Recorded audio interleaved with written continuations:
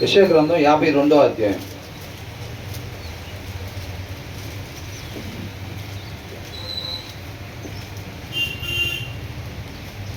పదమూడవ వచనం. ఏమంటున్నారు? అటు ఇటు చూడండి అంటున్నారా? కొద్దిసేపు నిద్రపోండి అంటున్నారు. పండగ కదా, పొద్దున్నే లేచి ఉంటారు కదా, 5-6 వెళ్ళే, 4, 7:30, 8 కాకుండా పొద్దున్నే లేచి ఉంటారు కదా. కాబట్టి ఏం చేస్తారు, టయానికి ఎగ్జామ్ ముందు బాగా చదివి రాత్రి తెల్లారి 4 గంటల చదివి ఎగ్జామ్ స్టార్ట్ అనగానే చక్కగా కళ్ళు మూసుకొని నిద్రపోయే కాకుండా ఏమంటున్నారు, ఆలకించుడి నా సేవకుడు వివేకముగా ప్రవర్తించును అని అంటున్నాడు. ఇక్కడ ఏమని ఉందంటే ఇంగ్లీష్లో, see my servant will act wisely అని అంటే ఇక్కడ ప్రాస్పర్ అని ఇచ్చాడు. ప్రాస్పర్, విజయాన్ని పొందుకునేవాడిగా అనేక మందిని దేవుడు పిలుస్తూ ఉన్నాడు. ఆ పాపంలో నుంచి బయటపడే దానికోసం, ఆ మరణంలో నుంచి విజయాన్ని పొందుకునే దానికోసం ఎవరు కూడా సఫలం కావట్లేదన్నమాట. అబ్రహాం పిలిచాడు, తర్వాత ఇజ్రాయెల్ని పిలిచాడు, ఇప్పుడు వీళ్ళందరిని కూడా దేవుడు పిలుస్తూ ఉన్నాడు. తర్వాత ఏమైంది, యేసుక్రీస్తు వారు, అవునా, యెషయా మొద్దు నుంచి చిగురు పుట్టాను మనం ధ్యానించుకున్నాం కదా. యెషయా గ్రంథం 11వ అధ్యాయంలో ధ్యానించుకున్నాం కదా. అదేమైందంట, ఆ తర్వాత ఏమనుంది ఇక్కడ,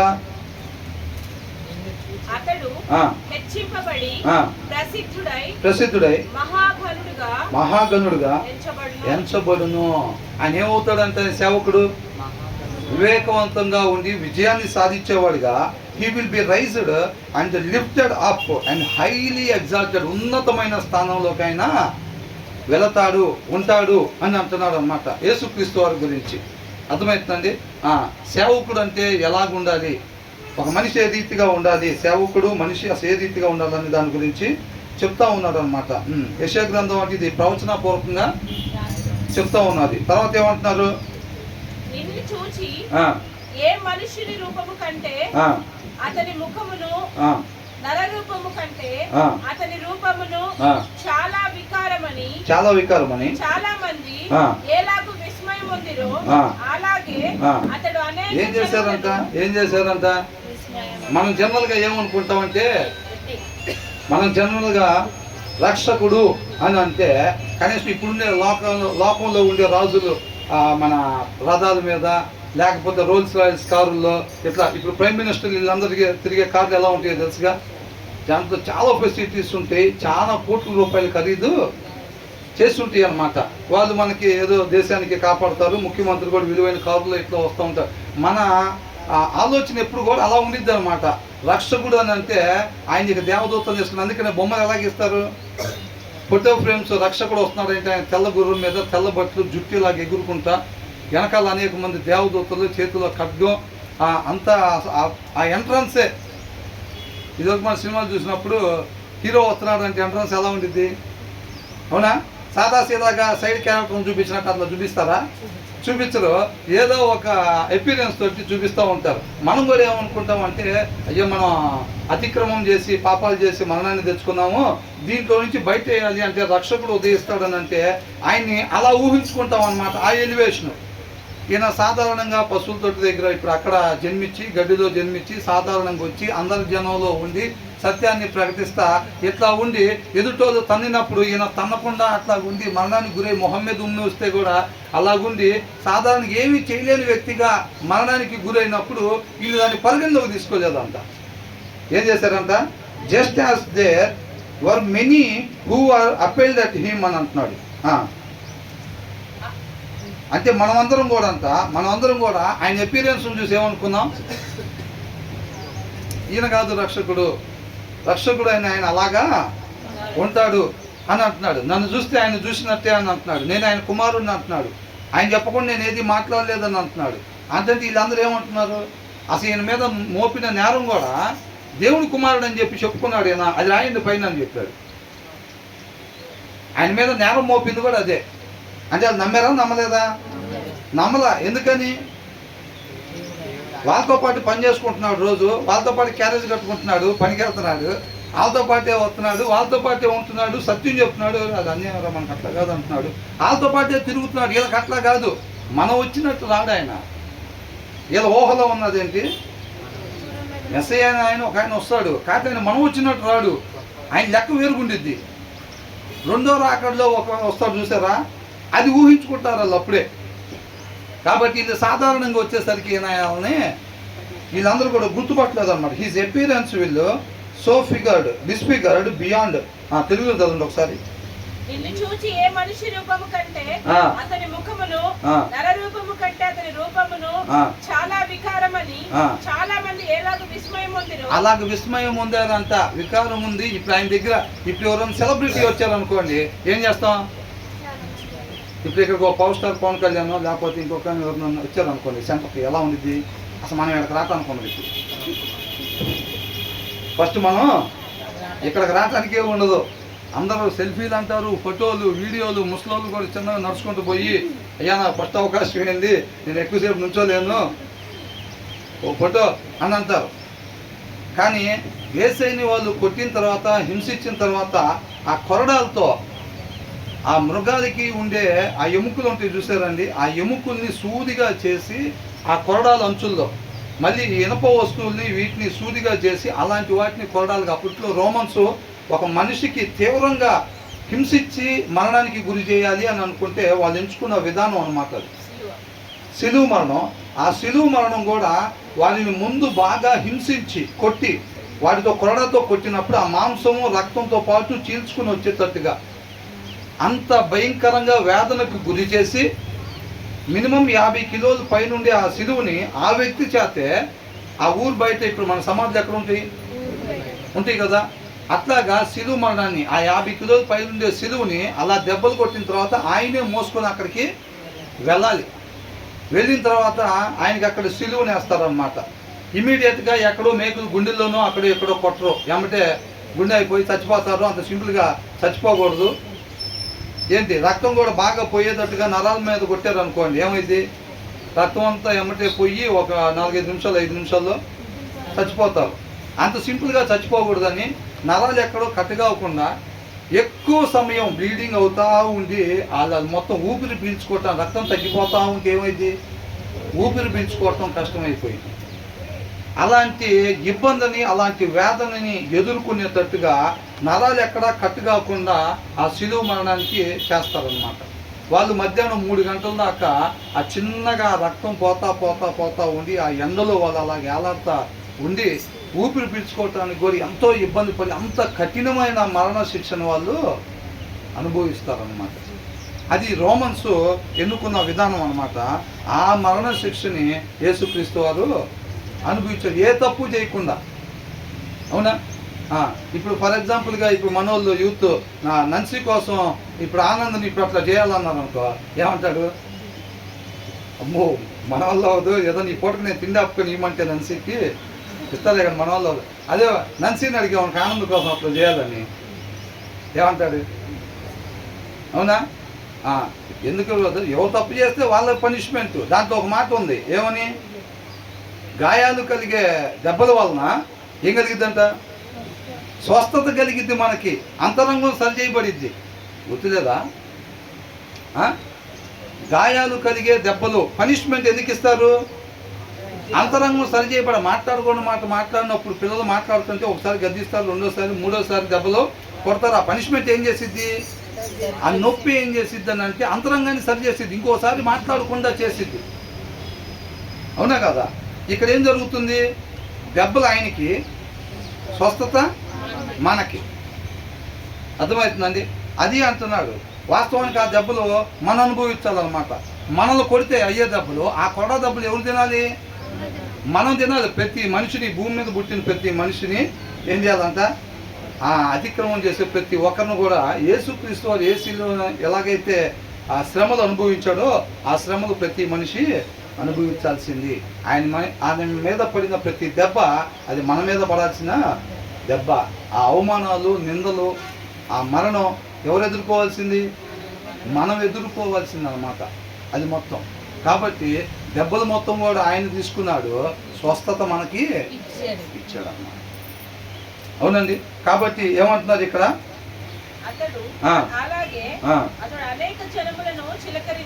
అలాగే వాళ్ళు ఎలాగైతే తిరస్కరించారో దేవుడిని రిసీవ్ చేసుకున్నారా? రక్షకుడిని రిసీవ్ చేసుకున్నారా? రిసీవ్ చేసుకోలేదు. వాళ్ళందరూ ఏమన్నారు అప్పుడు? లాస్ట్ పర్సన్గా ఉంచారనమాట. బరబ్బాని వదిలిపెట్టండి, మాకు ఇవన్నీ సిలువైంది అని చెప్పి చెప్పారనమాట. కాబట్టి అలాగే ఎలాగైతే తృణీకరించారో అలాగే అతడు చిలకరించును. నోరు మూసుకునేదారు. అప్పట్లో రాజులు ఏం చేశారు? ఆయన తీసుకుని వెళ్ళి సిలువని ఎక్కించారు. అనేక జనాన్ని చిలకరిస్తారనమాట. తర్వాత ఆయన చూసి అనేక మంది ఆశ్చర్యపోయే రీతిగా, అవాక్కయ్యే రీతిగా ఆయన తర్వాత రక్షకుడిగా గుర్తిస్తారనమాట. తర్వాత ఏమంటున్నాడు? రాజులు అతను చూచి నోరు మూసుకొనెదరు, తమకు తెలియచేయబడని సంగతులు వారు చూచెదరు. వాళ్ళు తర్వాత యేసుక్రీస్తు వారిని రాజులు కానీ వీళ్ళందరూ కూడా ఆ రీతిగా తర్వాత రెండో రాకడికి వచ్చినప్పుడు యేసుక్రీస్తు వారు సింహాసనం మీద కూర్చుంటారా లేదా? కూర్చుని ఉన్నప్పుడు ప్రతి ఒక్కళ్ళు కూడా ఆయన ముందు నిలబడాల్సిందే. కాబట్టి ఆ పరిస్థితుల్లో ఆయన్ని చూస్తారన్నమాట. అందరూ కూడా ఆశ్చర్యపోయే రీతిగా. రాజులు ఎలా ఉంటారంట? నోరు మూసుకొని ఉండేవారికి ఉంటారు. వాళ్ళందరూ ఆశ్చర్యపోయే రీతిగా ఆయన సింహాసనం మీద ఆసీనుడై ఉంటాడు అని అంటున్నారు. తర్వాత ఏమంటున్నారు?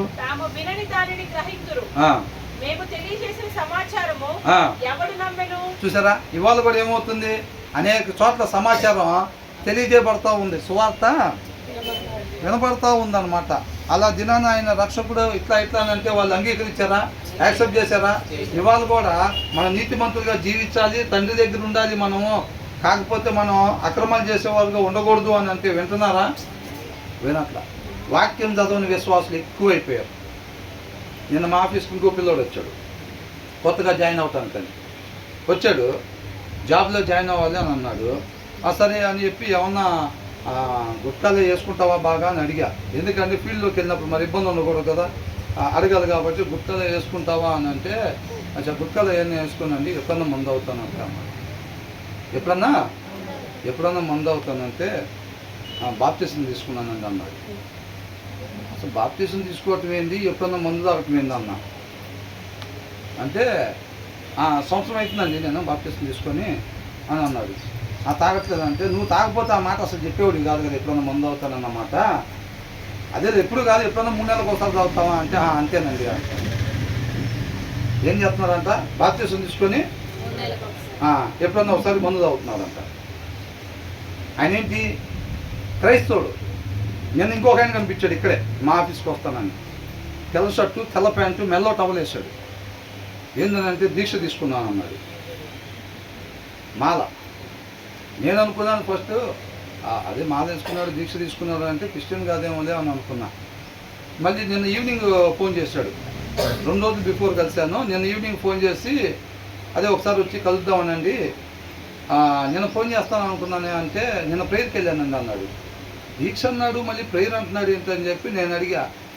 ప్రేయర్ అంటున్నావు ఏంటి, దీక్ష వేసుకున్నాను అన్నావు అంటే, అదే సార్ ఇది క్రిస్టియన్ దీక్ష వేసుకున్నాను, ఇవాళ తీసేస్తున్నాను అని అన్నాడు. వైట్ షర్టు, వైట్ ప్యాంటు, మెల్ల టవలు వేసాడు. ఒక ఆయనేమో బాప్టిజం తీసుకొని అప్పుడప్పుడు మందు తాగుతున్నాడంట. ఈయనేం చేశాడంట? దీక్ష చేశాడంట, మాల వేస్తున్నాడంట ఈయన. చూసారా, వీళ్ళతో ఆదివారం వచ్చేసరికి చర్చిలు నిండిపోతున్నాయి. చర్చిలు నిండిపోతున్నాయి. లోకంలో చీకటి మాత్రం అంతే ఉంటుందన్నమాట. కాబట్టి అందుకని ఏమంటున్నాడు? మేము తెలియజేసిన సమాచారం ఎవరు నమ్మెనో వాళ్ళు వీధి వీధి తిరిగి వాళ్ళు చెప్పారు. ప్రవక్తలు అంటే ఒకసారి ఇంటికాడ మీటింగ్లు పెట్టాలి. వీధి వీధి తిరిగి పనులు చేసే దగ్గరికి వీధి వీధి ఎక్కడైనా చూడండి, వాళ్ళు సెంటర్లో అందరూ పనులకు పోయే దారిలో ఎక్కడైతే సెంటర్ ఉంటుందో ఆ సెంటర్లలో నుంచొని వాళ్ళ సువార్తలు ప్రకటించే వాళ్ళు అందరికీ వినపడేటట్టుగా చెవులతో వినటానికి అందరూ విన్నారు. కానీ ఎవరు దాని పరిగణలోకి తీసుకోవాలా. అదే అంటున్నారు, మేము సమాచారం చెబితే ఎవరు నమ్మారు? నమ్మటం అంటే ఏంటి? బ్రదర్ విన్నారా అని అంటే ఏమంటారు? విన్నా. నన్సి వింటున్నావా? అది చూసారా, విన్నావా అంటే విన్నా. జర్సన్ విన్నావా? అదిగో విన్నా అని అంటున్నాడు. ఆ వినటం కాదండి, ఎవరు నమ్మెను అని అంటున్నాడు. ఏ నమ్మకం? అబ్రహాం నమ్మకమా లేదా దెయ్యాల నమ్మకమా? దెయ్యాల నమ్మకం ఏంటి? దేవుడు ఒక్కడే అని చెప్పి అవి కూడా నమ్మి వణుకుతాయి అంట. కానీ ఆయన చెప్పిన పని మాత్రం చెయ్యవు. అబ్రహాం ఏం చేస్తాడు? ఆ క్రియలు, నమ్మిన దానికి సంబంధించిన క్రియలు ఆయన జీవితంలో కనపరిచాడు అనమాట. ఆ విశ్వాసంతో, ఆ నమ్మకంతో ఆయన క్రియలు కార్యసిద్ధి కలుగజేయాలి. అప్పుడు ఆయన నీతిమంతుడు. అబ్రహాము దేవుడి మాట నమ్మాడు కాబట్టి ఆయన నీతిమంతుడు. ఎలా నమ్మాడు? క్రియలతో కూడిన నమ్మకం. ఆ రీతిగా నమ్మాడు కాబట్టి ఆయన నీతిమంతుడు అయ్యాడు. కాబట్టి మనం కూడా అబ్రహాం నమ్మకం కలిగి ఉండాలి. సువార్తను వింటున్నారా? వింటున్నామండి. నమ్మారా? నమ్మామండి. ఏ నమ్మకం? అది ఆ సువార్తకు సంబంధించిన క్రియలు మనలో కనిపించాలి. ఆ నమ్మకం మన నీతిమంతులుగా ఉంచిద్ది అనమాట. అలా నీతిమంతులుగా ఉంటే నిత్యం ఆయనతో పాటు యుగాలు ఉండేవారంగా ఉంటాము. కాబట్టి కేవలం చెవులతో విని విడిచిపెట్టేవారుగా కాకుండా క్రియలు కలిగిన వాళ్ళంగా మనం ఉండాలి అని అంటున్నాడు. అందుకే మొత్తుకుంటున్నారు. ఇది చాలా ప్రాముఖ్యం అన్నమాట, చాలా ప్రాముఖ్యం. మేము తెలియజేసిన సమాచారం ఎవరు నమ్మినో, ఒక ఆయన చూస్తున్న పెద్ద సిలువ మిషన్ ఏంటి అవునా కదా, పెద్ద సిలువ. ఎప్పుడైనా చూడండి, ఈ దినాల్లో అపవాది చేసేది, అన్యులు చేసేది ఇవన్నీ ఏంటంటే, అప్పట్లో ఓల్డ్ టెస్ట్మెంట్ ఇటు చూడాలి. అప్పట్లో ఓల్డ్ టెస్ట్మెంట్లో వాళ్ళకి ఏదైతే చేయమని చెప్పారో వాటిని తీసుకొచ్చి మన ముందు పెడతారనమాట. 500 రూపాయలు దొంగ నోట్ ఎట్లుంటుందంటే ఒరిజినల్ నోట్ లాగా తయారు చేస్తారు. అవునా? అది 100 రూపాయల నోట్ లాగా తయారు చేసి 500 ఇదిగో అంటే నమ్ముతారా? నమ్మరు. ఆ దొంగ నోట్ ఎలా ఉండాలి? 500 రూపాయలు ఒరిజినల్ నోట్ లాగా ఉంటే జనాలు మోసపోయే వాళ్ళు ఉంటారు. కాబట్టి అపవాది కూడా ఏం చేస్తాడంటే బయట నుంచి ఏమీ తీసుకురాడు. ఆ దినాల్లో బలిలు ఇవ్వమని అప్పుడు చెప్పారు, ఇప్పుడు మనం బలిలు ఇవ్వకూడదు, ఇప్పుడు ఇస్తే పాపం. అప్పుడు ఒట్లు వేసేవాళ్ళు, ఇప్పుడు ఒట్టేస్తే పాపం. అవునా? వాటిని తీసుకొచ్చి పెడతాడు అన్నమాట అపవాది. వాటిని తీసుకొచ్చి పెట్టినప్పుడు వాక్యం చదవని వాళ్ళు ఏమైందంటే దాని సారాంశాన్ని పొందుకోని వాళ్ళు ఏం చేస్తారంటే, ఇది బైబిల్లో ఉందిగా, ఉందా లేదా, ఎప్పుడు చేయమని ఉంది, అలా మోసం చేస్తారు అన్నమాట. అర్థమవుతుందండి? అనేక ఆచారాలు, కోత పండుగలు, చెరుకులు కడతాలు అయ్యి చర్చిలలో తెలుసా? వాళ్ళకి ఏమైతే చెప్పారో, వాళ్ళకి ఏదైతే చేయమని పండుగలు చెప్పారో ఆ దినాల్లో కొన్ని పండుగలు చేయమని చెప్పారుగా, కొన్ని రోజులు జ్ఞాపకం పెట్టుకొని చేయమని చెప్పారుగా, వాటిని ఆచారం చేయమని చెప్పారా లేదా, వాటిని తీసుకొచ్చి న్యాక్గా ఈ టైంలో మన చేత చేపించి పాపం చేపించేస్తాడు అనుకో. అర్థమవుతుందండి? కాబట్టి తీసుకుని వచ్చి పెద్ద పెద్ద చర్చిలు కూడా పాత పండుగలని, ఆ పండుగలని, ఈ పండుగలని చెప్పి ఆ పాత నిబంధనలు వాళ్ళకి ఏదైతే చెప్పారో ఇప్పుడు మనం చేయకూడని కూడా ఆటోమేటిక్గా చేసేస్తూ ఉంటారు. అవునా? ఇప్పుడు బయట చూస్తే మనకి ఆ టైటిల్స్ కూడా పండగలకి, కోటాలకి టైటిల్స్ ఏమన్నా ఉంటున్నాయి? గుడారాల పండగ. ఇప్పుడు కొత్త నిబంధనలు ఎక్కడుంది అది? అప్పట్లో అది చేయమని వాళ్ళకి చెప్పారు. అది దాన్ని ఏం చేస్తున్నారు? జాగ్రత్తగా ఇప్పటికి తీసుకుని వచ్చి అట్లాగా ఫార్వర్డ్ చేస్తున్నారు అనమాట. అలాంటి జాగ్రత్తగా సులువుగా బైబిల్లో రాస్తుంది కదా అని చేయటం కాదు, అది మనల్ని ఇప్పుడు చేయమంటున్నారా లేదా చెక్ చేసుకొని చెయ్యాలన్నమాట. బయట అన్ని చేసే ప్రతి ఒక్కటి చూడండి, వాళ్ళ విధి విధానాలు మొత్తం ఆ ఓల్డ్ టెస్ట్మెంట్లో ఏదైతే చేసేవాళ్ళో అవే అన్యుల యొక్క విధి విధానాలుగా ఉంటాయి. ఖచ్చితంగా మీరు గమనిస్తే కనుక ప్రతిదీ కూడా మనం కూడా ఏమనుకుంటామంటే అది బైబిల్లో ఉంది కదా, అప్పుడు మోసే టైంలో చేశారు కదా, నోవా టైంలో చేశారు కదా, అబ్రహాం టైంలో చేశారు కదా అని అంటారు. అర్థమవుతుందండి? కానీ ఇప్పుడు చెయ్యకూడదు, ఇప్పుడు చేస్తే పాపము. కాబట్టి దాన్ని జ్ఞాపకం పెట్టుకోవాలన్నమాట. కాబట్టి ఏమంటున్నాడు? ఎవరు నమ్మెను? ఎవరు గుర్తించారు అసలు అని అంటున్నాడు.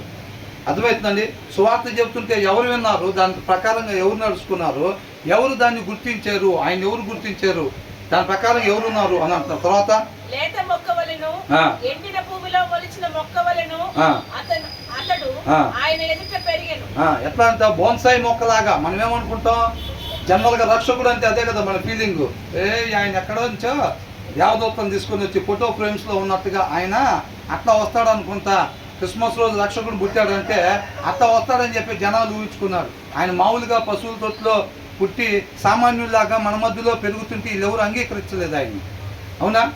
కాబట్టి ఎలా పెరిగాడంట? లేత మొక్క వలని ఆయన బోన్సాయి మొక్కలాగా చుట్టూ సెక్యూరిటీ కట్టే ఆ మొక్క టచ్ బాకుండా అంటారు. మామూలు మొక్క అనుకోండి, ఎవరన్నా అంటారా ఏ బాబు దాని దగ్గరికి వెళ్ళొద్దాం అంటారా? కాస్ట్లీ మొక్కలు పెట్టినప్పుడు చూడండి డోంట్ టచ్ అని రాస్తారు. అక్కడ రాస్తారా లేదా? అవి చాలా విలువైనవి. వాటికి ఏదన్నా ఒక అడుగు దూరం నుంచి చూడాలి తప్ప మన దగ్గరికి వెళ్ళటానికి లేదు అని అంటారు. మామూలు మొక్కలు అనుకో ఎక్కడ పడితే అక్కడ ఉంటాయి. ఆయన మనలో ఒకడు వాడిగా సామాన్యుడిగా వచ్చేసరికి వీళ్ళెవరు కూడా ఆయన్ని యాక్సెప్ట్ చేయలేదు. తర్వాత ఏమంటున్నారు?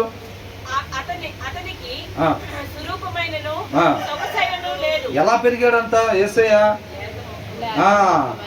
మొక్క వలెను అతడు ఆయన ఎదుట పెరిగాను. ఎలా పెరిగాడంట? లేత మొక్కలాగా సామాన్యంగా ఆయన ఎలా పెరిగాడో మన యెషయా గ్రంథం 11వ అధ్యాయంలో మొదటి 3 వచనాలు చూసినట్లయితే కనుక తెలిసింది. ఒకసారి చదవండి. అది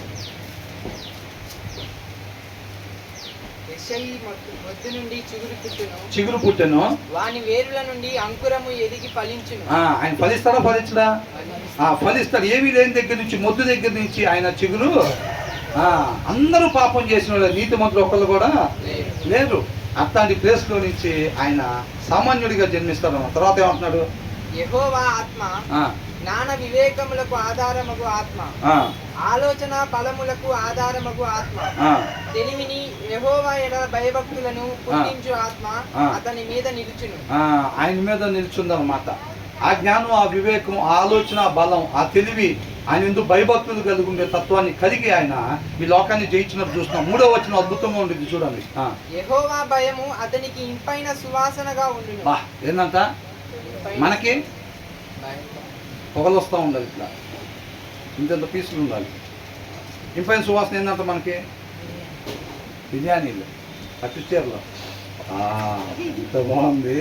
మంగళగిరి పట్ట, ఆ పట్ట, ఈ పట్ట అని అంటారు. కొంతమంది అయితే డబ్బులు భలే ఉంది కదా అనే అవసర వాసన, డబ్బులు వాసన చూస్తారు కొంతమంది. అవునా? కాబట్టి ఆయనకి ఇంపైన సువాసన ఏంటంట? యెహోవా భయము.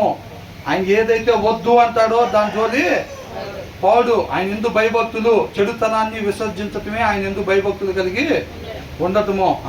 ఇంపైన సువాసన. ఆయన అలా పెరిగాడు అన్నమాట యేసయ్య. అర్థమవుతుందండి? అలా పెరిగాడు యేసయ్య. ఆయన ఏది వద్దు అంటున్నాడో దాని జోలి ఎప్పుడు కూడా పోలేదు. అది ఇంపైన సువాసన అన్నమాట. అది తర్వాత ఏమంటున్నాడు? దీంట్లోకి వచ్చేసేయండి. లేత మొక్క వలెను, ఎండిన భూమిలో మొలిచిన మొక్క వలెను అతడు ఆయన ఎదుట పెరిగెను. అతనికి స్వరూపమైనను సొగసైనను లేదు. మనం అతన్ని చూచి ఆపేక్షించినట్లుగా అతని యందు స్వరూపము లేదు. ఏంటంట? ఇప్పుడు మనం ఇందాక అనుకున్నాం కదా, మనం ఆయన చూసి అపేక్షించేటట్టుగా. మేము ఒకసారి ఏదో పుట్టినరోజు అయితే నోవోటెల్కి వెళ్ళాం భోజనం చేద్దామని. నోవోటెల్కి వెళ్తే అక్కడికి అల్లు అరవింద్ వచ్చాడు. మేము అప్పుడే భోజనం చేసుకొని ఇట్లా లిఫ్ట్ దగ్గరికి వెళ్తున్నాం. ఆయన కూడా మా పక్కనే వస్తున్నాడు నడుచుకుంటా. ఇక్కడ దొరకడు కదా, కనీసం ఆయన దగ్గర కొన్ని వేల కోట్లు ఉంటాయి డబ్బులు.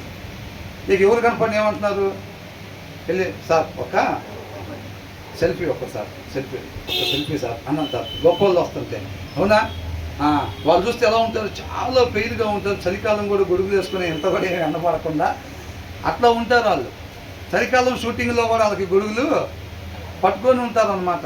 వాళ్ళని చూస్తేనే అట్లా ప్రత్యేకంగా ఉంటారు. ఈయన చూస్తే ఎలాగున్నాడంట?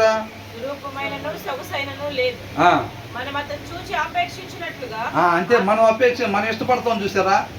ఇలా ఉంటారు, రక్షకుడు అంటే ఇలా ఉంటాడు అనుకుంటా అని అనుకుంటాం చూసారా?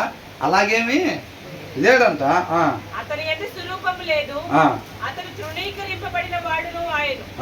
ఏమయ్యాడంట? తృణీకరింపబడిన వాడు ఆయన.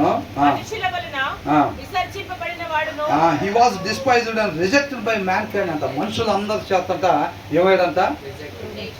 అంటే మీరు ఒకటి గమనించండి, యేసుక్రీస్తు వారికి ఏదేదైతే ఎదుర్కొన్నాడో వాస్తవానికి అవన్నీ మనం ఎదుర్కోవాల్సినవి. మనుషులు తృణీకరించాల్సింది ఎవరిని? మనల్నే తృణీకరించాలి. ఎందుకు? ఉండకూడని రీతిగా ఉంటుంది ఎవరు? మనము. అర్థమవుతుందండి? అతిక్రమము అంత పాపం అన్నమాట. అంత పాపము. అలాంటిది ఏం చేశాడు మనల్ని, he was despised and rejected by man kind, A man of suffering. Suffering అని అంటే శారీరకంగా మానసికంగా వేదన పొందటం అన్నమాట. అర్థమవుతుందండి ఏంటంట సఫరింగ్ అంటే? శారీరకంగా మానసికంగా వేదనకి గురి చేయటం అనమాట. ఒక మనిషిని అట్లాగే ఇబ్బంది పెడతారు కదా, వేదన పెడతా ఉంటారు. ఇప్పుడు సూసైడ్ దాకా ఎందుకు వెళ్తారు ఎవరైనా? వాళ్ళకి ఇక వేరే దారి లేకుండా చేస్తారు, వేరే దారి అనేది లేకుండా చేసేస్తారు. కొంతమంది రాజకీయ నాయకులు కూడా అవతలని బాగా ఇబ్బంది పెట్టినప్పుడు వాళ్ళకి ఇక తప్పించుకునే దారి లేకపోయినప్పుడు వాళ్ళు ఏం చేస్తారు, సూసైడ్ చేసుకుంటూ ఉంటారు అన్నమాట. అట్లాగా అంటున్నాడు, ఏ man of suffering, familiar with pain అని అంటున్నాడు. అంటే నొప్పి, ఇదంతా మనం అనుభవించాల్సింది అనమాట. తర్వాత ఏమంటున్నాడు, వ్యసనాక్రాంతుడుగాను, వ్యాధులు అనుభవించిన వాడుగాను, మనుషులు చూడనని వాడిగాను ఉండును. నిశ్చయముగా అతడు తృణీకరింపబడిన వాడు కనుక మనము అతడిని ఎన్నిక చేయకపోతుంది. ఏంటంట, మనం ఎట్లా సినిమాల్లో హీరో ఎట్లా కొట్టగానే 10 మంది ఎగిరిపోతూ ఉంటారు కదా, అట్లా ఉంటే యాక్సెప్ట్ చేసేవాళ్ళే. నేనేం చేశాడు, ఎలా ఉందంటే ఆ లైన్ మరలా ఒకసారి చదవండి. వ్యసనాక్రాంతుడిగాను, వ్యాధిని అనుభవించిన వాడుగా. ఆ వ్యాధిని అనుభవిస్తుంటే నొప్పి, అవునా? అంటే ఏమీ చేయలేనులాగా జనాలు ముందు. అంటే రక్షకుడు వస్తున్నాడు అంటే ఎవరైతే మన చేత తప్పు చేపిస్తారో వాళ్ళని అటు గుద్ది ఇటు గుద్ది గాల్లోకి ఎగరేసి ఇట్లా ఫైటింగ్ చేసి మనల్ని కాపాడతాడేమో ఇట్లాగా అని వీళ్ళందరూ ఆ ఊహలో ఉన్నారనమాట. అవునా? కాకపోతే ఆయన ఎలాగున్నాడంట, మనుషులు చూడనొల్లని వాడిగాను ఉండెను. అతడు తృణీకరింపబడిన వాడును గనుక మనము అతనిని ఎన్నిక చేయకపోతే. ఆయన ఎన్నిక చేయకుండా ఉంటున్నారు, ఆయన పరిగణలోకి తీసుకోవట్లేదు. ఆయన అరణానికి మరణం పొందాడు కాబట్టి దాన్ని అంటే వీళ్ళు పరిగణలోకి ఆయన జీవితం యొక్క సారాంశాన్ని వీళ్ళు వదిలిపెట్టేశారు అన్నమాట. ఆ సారాంశాన్ని పట్టుకోవాలా. వీళ్ళు ఊహలో ఏదైతే రక్షకుడైన ఆయన ఎలివేషన్ ఇలా ఉంటుంది, ఆయన ఇలా వస్తాడు, ఇలా కాపాడుతాడు అని అనుకున్నారో, ఇలా ఊహ తగ్గట్టుగా ఆయన లేకపోయేసరికి ఆయన వీళ్ళు ఏం చేశారు, రిజెక్ట్ చేసేసారు అనమాట. రిజెక్ట్ చేసి మనుషుల్లో నుంచి దూరం పెట్టేసి ఆయన సిలువ వేయండి అని వీళ్ళ కేకలు వేశారు అనమాట. ఆ తర్వాత ఏమంటున్నాడు, ఏం చేశాడంట, surely he took up our pain. ఎవరి పెయిన్ అంట, ఆయన తప్పు చేశాడు కాబట్టి ఆయన నొప్పి కాదంట, అది ఎవరి నొప్పి, మన నొప్పి ఆయన మీద వేసుకున్నాడు. ఆయన ఏదైతే మన శారీరకంగా మానసికంగా వేదన పడాల్సింది మన వేదన అంట ఎవరి మీద వేసుకున్నాడు, ఆయన మీద వేసుకున్నాడు అనమాట. తర్వాత ఆయనను మొత్తబడిన వారిగాను, దేవుని వలన బాధింపబడిన వారిగాను, శ్రమనొందిన వారిగాను మనం అతనిని ఎంచితిమి. మనం ఏం చేసామంట, ఆయనేమో surely he took up our pain, మన శ్రమలు మన బాధలు మన వేదనని ఆయన మీద వేసుకున్నాడు. Yet we consider him punished by God. దేవుడు ఆయనకి అట్లా చేశాడు. మనం ఏం చేస్తాం, నిన్ను అడుక్కునేవాడికి ఉంచాడు, నన్ను రాజుకోటలో ఉంచాడు అనుకుంటాం చూసారా.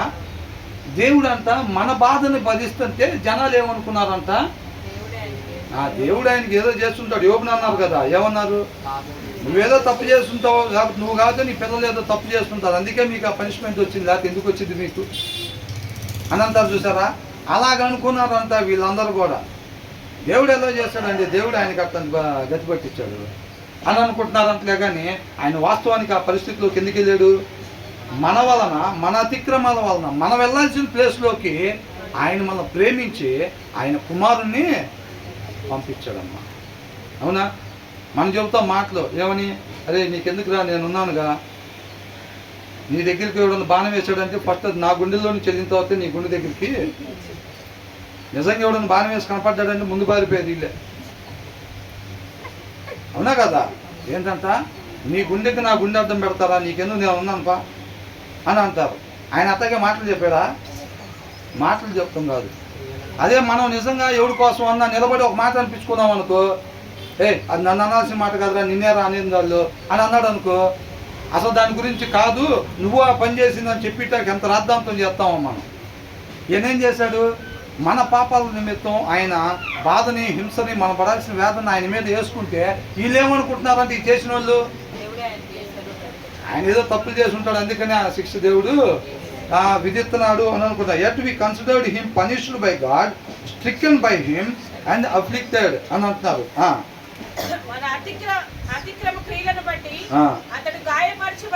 కానీ జనాలు అలాగ అనుకుంటున్నా సరే, బట్ కానీ he was pierced for our transgressions అని అంటున్నారు. ఎందుకంటే ఆయన అట్లా అయింది, ఆయన మీద కొరడా దెబ్బ పడి అట్లా చీల్చుకుంటా ఎందుకు వెళ్ళిందంట వీటి మీద, మన అతిక్రమంలో. కానీ మనం ఏమనుకుంటున్నామంట, అప్పుడు ఆయన ఏదో తప్పు చేశాడు అందుకే దేవుడు అట్లాంటి పనిష్మెంట్ ఇస్తున్నాడు వాళ్ళకి అని జనాలు అనుకుంటున్నారంట. ఎందుకంటే ఆయన ఆ స్థితిలోకి ఎందుకు వెళ్ళాడంట, ఆ శిలువ మీద ఆయన అనుభవించిన ప్రతిదీ కూడా ఎవరి వలన, మన వలన క్లియర్గా రాశాడు. But he was pierced for hour మన అతిక్రమముల వలన ఆయన శిలువ మరణాన్ని పొందాడు.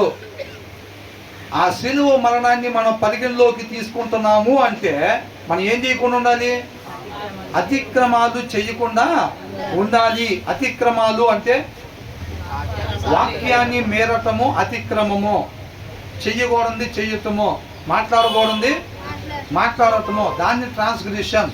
మన అతిక్రమాల వలన ఆయన శిలువ మరణాన్ని పొందాడు కాబట్టి దాన్ని మనం పరిగణలోకి తీసుకుంటున్నట్టుగా అంటే ఇక మీదట ఎప్పుడు కూడా ఆ దినాన్ని ఆయన ఒకటి చెప్తే ఇంకొకటి చేసినట్టుగా ఇక ఎప్పుడు కూడా మేము చెయ్యము, వాక్యానుసారంగానే మేము ఎప్పుడు ఉంటాము అని ఎవరైతే తీర్మానం తీసుకొని మన జీవితం మీద ఆయనకు అధికారం అప్పగిస్తారో, ఆ రీతిగానే ఉంటారో వాళ్ళు ఆయన శిలువ మరణాన్ని పరిగణలోకి తీసుకున్నట్టు తప్ప జస్ట్ నోటితో ఒప్పుకొని మధ్యాహ్నం 3 గంటల దాకా ఉపవాసం ఉంటే అట్లాగుంటే పరిగణలో తీసుకున్నట్టు కాదు అన్నమాట.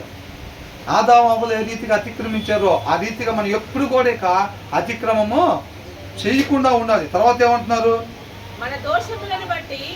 చూసారా, అవన్నీ జాగ్రత్తగా గమనించండి. ఎవరి దోషాలు అంట, ఎన్నో సిస్టర్ అది 5, మన అతిక్రమ క్రియలను బట్టి. ఏంటంట, ఎవరు అతిక్రమ క్రియలంట, మన అతిక్రమ క్రియలను బట్టి అతడు గాయపరచబడను. ఇప్పుడు మాట్లాడకూడని మాట్లాడినప్పుడు గాయాలు కలిగేటట్టుగా దెబ్బలు ఎవరిని కొట్టాలి, మాట్లాడిన వాళ్ళని కొట్టాలి. అప్పుడు వాళ్ళకి స్వస్థత అంతరంగం సరిచేయబడతా ఉండేది. కానీ ఇక్కడ ఏమవుతుంది, మన అతిక్రమ క్రియలను చేయకూడని పనులు ఎవరు చేశారంట, మనం చేసాం. దెబ్బలు ఎవరికి తగులుతున్నాయి, ఆయనకి తగులుతుంది. స్వస్థత ఎవరికి కలుగుతుంది, అది ఆయన ప్రేమ, తండ్రి ప్రేమ. అదనమాట.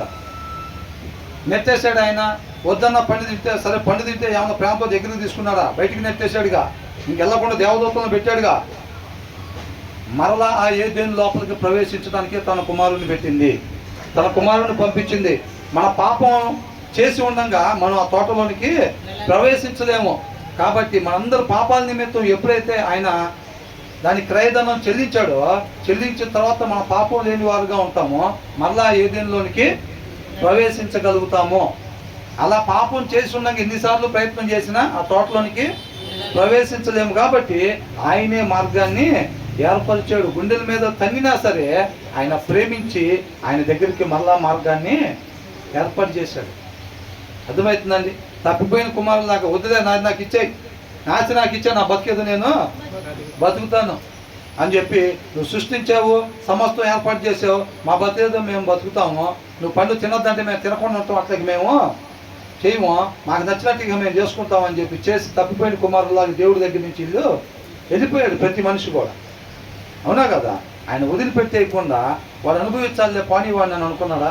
ఈరోజు చాలామంది తల్లిదండ్రులు పిల్లలు ఏదైనా తెలియక చేస్తే ఏమంటారు, వాడిని జీవితంలో ఫోన్ చేయండి, ఇంకా ఏం చేయడంతా జీవితంలో ఫోన్ చేయడం. అట్లా కాకుండా ఆయన మార్గాన్ని ఏర్పాటు చేసి మరలా దగ్గరికి తీసుకుంటున్నాడు అనమాట. తర్వాత ఏమంటున్నాడు,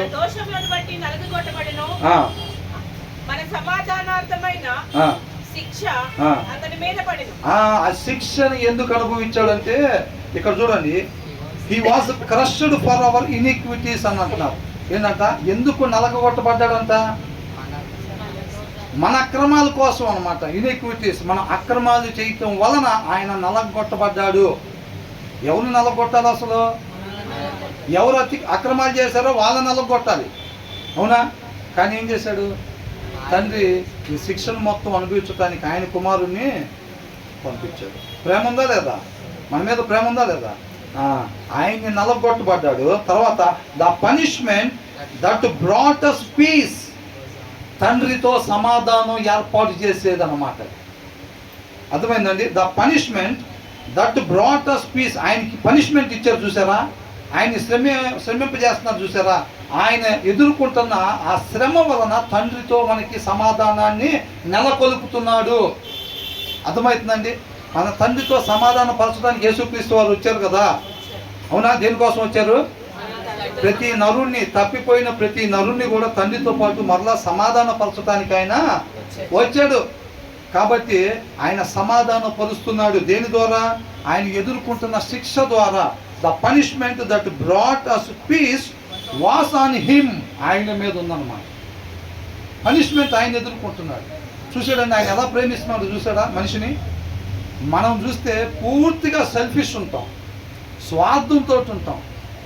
ప్రతి పని దీనివల్ల నాకేంటి మేలు, నా భార్యకి ఏంటి, నా పిల్లలకేంటి, మా అమ్మ నాన్నోళ్ళకి ఏంటి, మా అత్త మామలకి ఏంటి మేలు, మిగతా వాళ్ళు ఎట్టపోయినా మనకి పర్వాలా, మాకేంటి మేలు, మాకేంటి.